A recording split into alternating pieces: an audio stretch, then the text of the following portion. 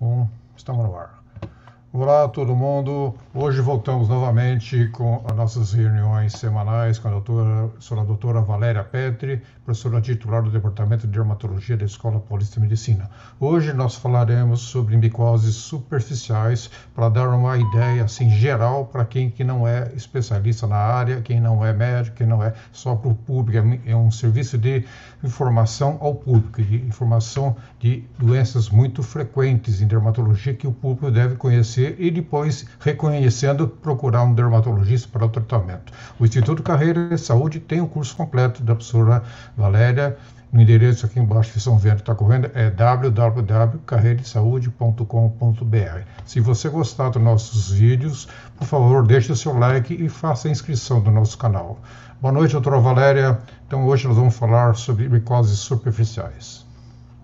Olá a todos, mais uma oportunidade para conversar com vocês. Paulo, é www.carreiradesaude.med.br. O condicionamento da gente é com.com.br, mas .med.br conforme está aí, né? Então, é muito bom estar com vocês para falar de coisas do dia a dia na prática médica, na prática dermatológica. E o assunto de hoje é interessante e me intriga muito, porque a maior parte das lesões dermatológicas que aparecem, principalmente o pessoal de saúde, que tem o encargo de identificar, faz sempre, em primeira mão, o diagnóstico de micose. Aparece qualquer coisa, qualquer mancha, é micose. Aí vem o público e também acha que tudo é micose. Então, é micose se aparecer uma mancha branca, é micose se aparecer uma mancha vermelha. Micose é tudo para as pessoas. É como se fosse, vamos dizer, o coringa. Mas não é o coringa. Não é, não pode ser. Tem que saber que micose tem características especiais que precisam ser identificadas pelo dermatologista em geral.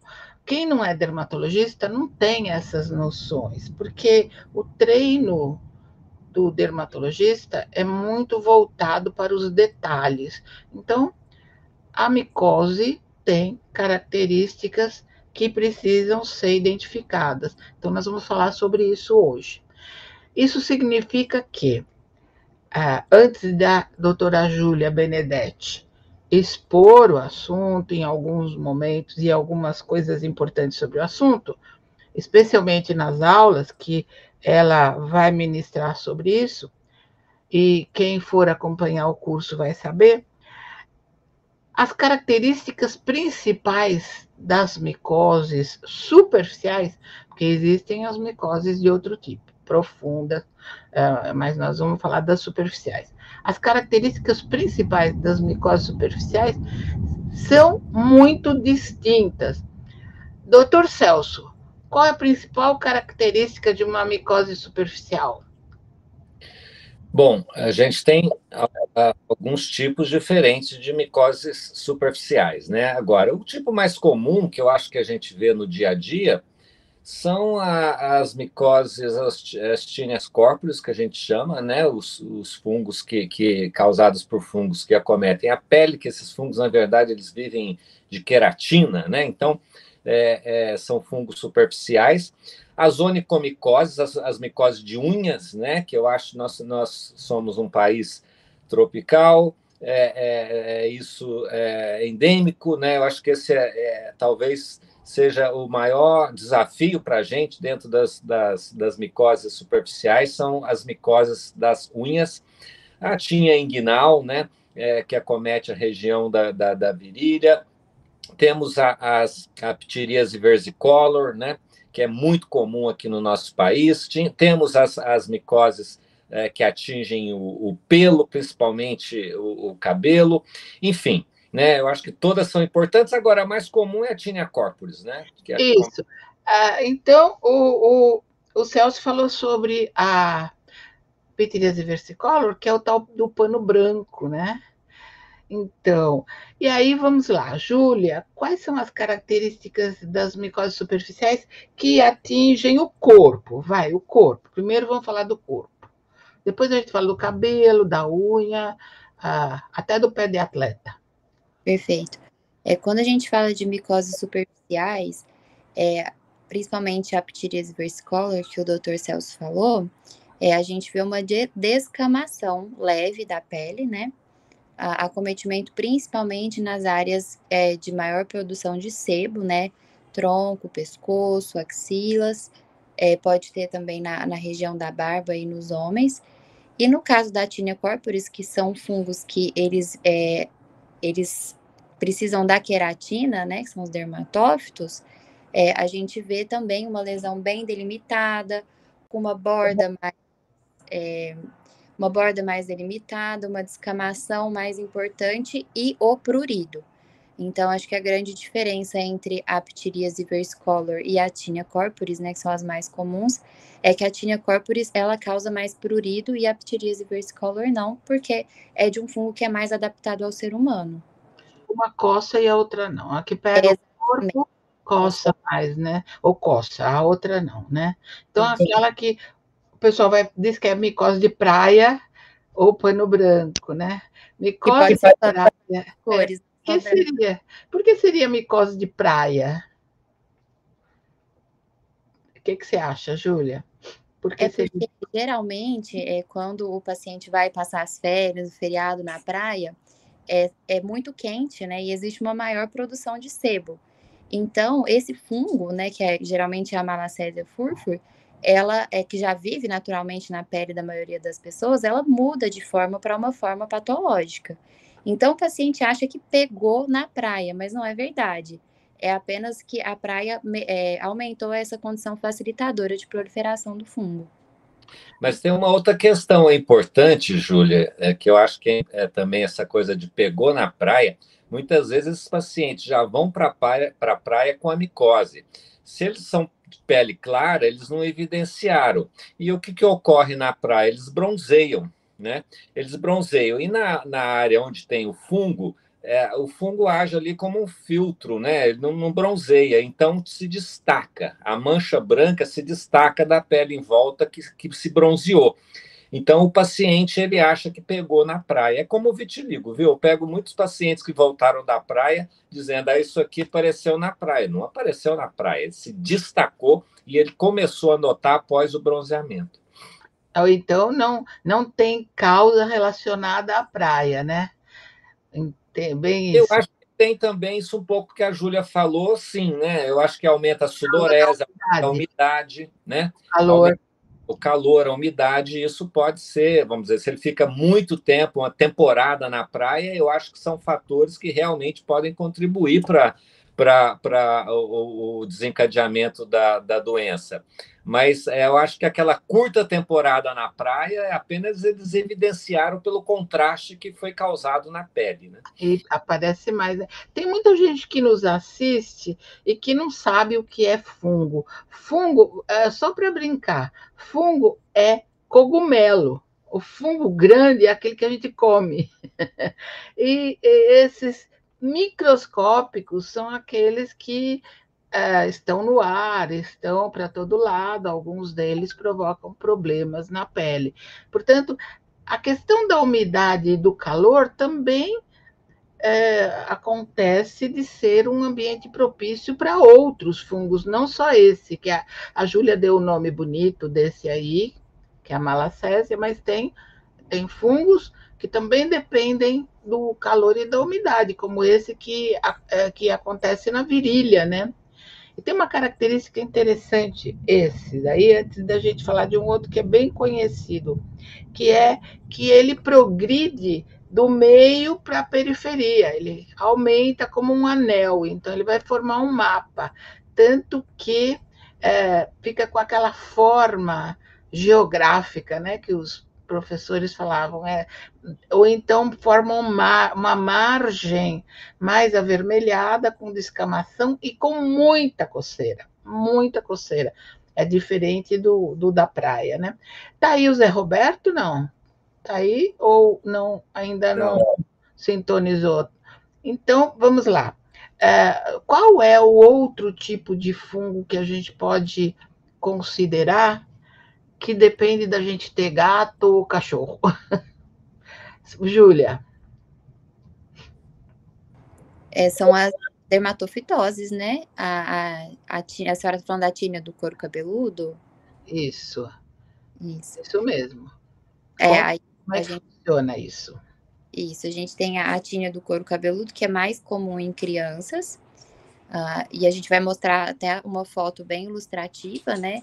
Que existe uma certa diferença dependendo do agente patológico, mas faz muito diagnóstico diferencial com alopecia areata, com tricotilomania, que é a criança que fica, tem alguma questão psicológica e tem a mania de ficar arrancando cabelo. Então, eu acho interessante o pessoal ver, principalmente para a gente fazer diagnóstico diferencial, porque elas são tonsurantes mesmo, elas são capazes de romper a haste do couro cabeludo e formam essas falhas que fazem o diagnóstico com as alopécias. Então, deve ter aí alguma ilustração para saber, né, Paulo? Pode colocar uma ilustração correspondente ao que a doutora Júlia falou, e aí interessa decifrar um pouco isso, né? Então, o que ela diz é que esses fungos que dependem da convivência com gato-cachorro, que são fungos de animal que passam para os humanos, né? Tá aqui um exemplo bem característico. O que ela diz é que se confundem com outras doenças. Então, você falou tricotilomania seria. Isso daqui pode confundir com o arrancamento intencional ou não intencional dos cabelos, né? Pode confundir com aquela falha que seria outro dia, quando falamos de doenças dos cabelos, aquela falha que deixa o cabelo em bola de bilhar, né? Aquele ponto sem cabelo que fica praticamente sem pelo, mas depois o pelo volta na maior parte dos casos. Então, aqui está. Como é que a gente pode descrever isso? Zé Roberto está aí? Não. Se não tiver, Celso, como é que você descreveria esse caso? Só para que as pessoas que estão nos ouvindo saberem que tem termos apropriados para identificar essas situações, né? Então, não é assim, só olhar, o barbeiro falou, o barbeiro confunde também, né? Ele não precisou fazer curso de especialização e nem precisou ser médico, ele sabe só que está falhando ali. Mas como é que distingue um do outro e como que caracteriza isso? Celso, você conta para a mãe o quê quando aparece a criança com essas características no couro cabeludo? Bom, aí a gente tem algumas formas diferentes, né, de micose que atingem o couro cabeludo e o pelo, né? Nós temos, saiu aqui a imagem, né, mas assim, me parece que isso daí é o que eu tenho, o que chama a atenção aí é uma tonsura, né? Como se Volta o pelo, Paulo. Isso, pode falar, Celso. como se o pelo tivesse sido cortado, né? Isso que a gente chama de tonsurante, né? Determinados tipos de fungos que podem causar esse tipo de queda do cabelo, né? Como se tivesse realmente sido cortado ali no toco, né? Vamos dizer, do cabelo. Essa é uma das formas. Agora, a gente tem outras formas também, onde nós temos processos mais inflamatórios, né? São formas mais agudas, onde temos, então, presença de processo inflamatório com secreção, pústulas, descamação, geralmente causadas por tipos de fungos, né?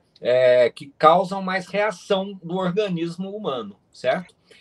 Eu queria só acrescentar mais 2 diagnósticos diferenciais, né? Desses que vocês falaram, que é a dermatite seborreica, né? Que é muito comum no couro cabeludo. Ou e seja, que às vezes parece com isso, né? Parece com isso. Tem descamação, mas não é causada pelo cachorro, pelo gato, né? Porque exatamente. esse caso que você mostrou pode ser de cão e gato, né?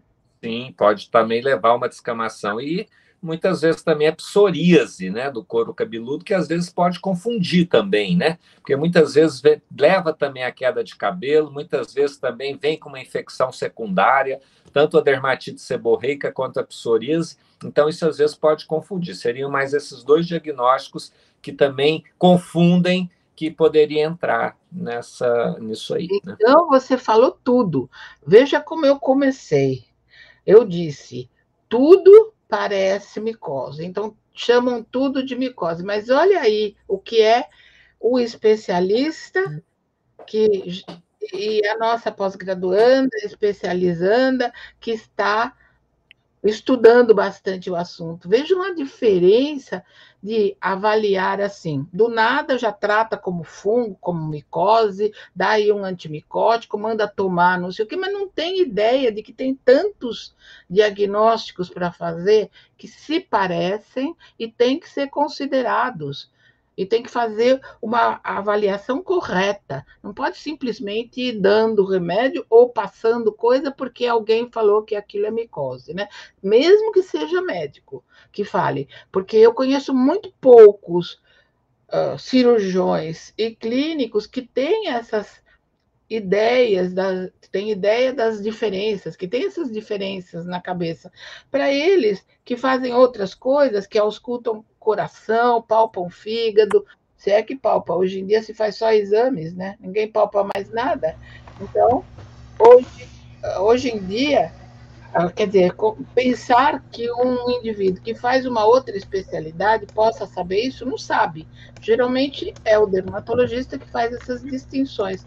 Então, às vezes acontece, veja se eu estou errada, gente, pode falar. Às vezes acontece de a gente atender uma pessoa que está tomando antimicótico faz tempo, mas ela tem uma outra doença, dessas que o Celso falou, que pode ser confundida. É isso aí, Celso?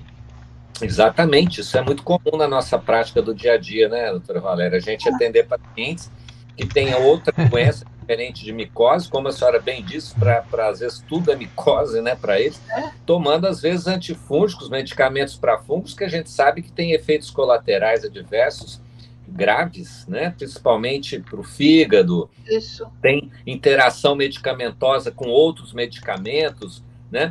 Então, a automedicação deve ser sempre evitada nessas lesões de pele, porque muitas vezes não se trata realmente de micose, tá? E aí, às vezes, esses medicamentos, quantas vezes nós pegamos pacientes usando esses medicamentos, esses cremes que contêm antifúngico, corticoide e antibiótico, tudo junto, né? E isso modificando... Aí é uma miscelânea, chama de caramuru, se acertar, né? Não pode ser assim. Esses caramurus não podem ser aqueles que vocês têm em casa para usar para qualquer coisa, porque eles vão mascarar tudo, eles vão modificar a situação a ponto de depois ficar perdendo tempo, tendo que usar outros medicamentos para correr atrás do prejuízo, né? E aí, a grande intenção da nossa apresentação e desse nosso flash de conhecimento dermatológico não é mostrar a erudição dermatológica, é mostrar que não é para intervir, não é para intervir assim, a esmo, sabe? Para não dizer na louca. Não é para intervir, não é para dar remédio quando não tem o diagnóstico preciso. Eu tenho visto que há colegas que já mandam fazer a coleta do material e muitas vezes não vai dar nada porque não é, né? Manda fazer coleta do material, é uma forma cautelosa de mandar investigar se tem fungo. Mas muitas vezes isso nem é feita a coleta do material e o tratamento vai sendo feito assim. Se não der remédio para fungo, vamos usar corticoide ou vamos usar aquele creme que está lá, que serve para isso, para aquilo, para não sei o quê, quando nada disso vai funcionar, né? Então, Valéria, a gente precisa encerrar agora, já estamos 20 minutos. Isso. Os outros colegas não conseguiram entrar por um problema técnico aqui.